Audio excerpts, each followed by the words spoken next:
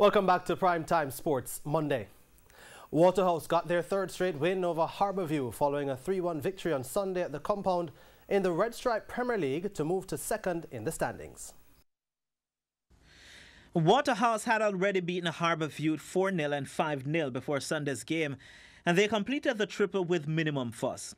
Harbourview managed to keep Waterhouse at bay for 38 minutes before Keithy Simpson, who trained with the Stars of the East last season before joining Waterhouse, broke the Eastern team's resistance. Things got worse for Harbourview as Andre McFarlane made it 2-0 in the 69th minute. And the Stars of the East must have been thinking it was going to be another of those Waterhouse days when Kenroy Howell added a third with 6 minutes to go. However, Shamar Nairn handed Harbourview a consolation 5 minutes into stoppage time to take the sheen off Waterhouse's victory. I think it was a good game tonight after playing a game. I think in the defensive third we did well to really win the game and we managed to score some goal today. So it was a good game for us today. And while the Stars of the East have some breathing room, the same cannot be said about those in the West. Both Reno and Montego Bay United made things harder for themselves with defeats. Reno went down 2-1 at home to Arnett Gardens. Jabor Johnson made the breakthrough for Arnett in the 56th minute.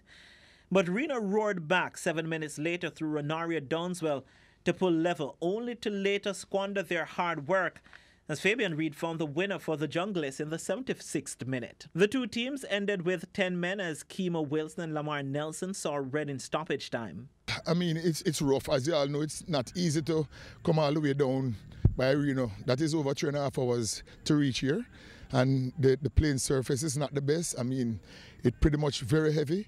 But, we find a way to, dig deep to get this win. Montego Bay United never really had a chance against Mount Pleasant as they were beaten 2-0 at Draxall with goals from Daniel Green and Francois Swaby.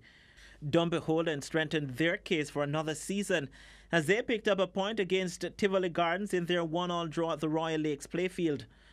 Portmore United helped themselves to the top of the table with a 2-0 victory over Humberline at the Effortville Centre. Ryan Wellington and Andre L.A. Lewis got the goals for Portmore United. Bernardo Brown for TVJ Sports.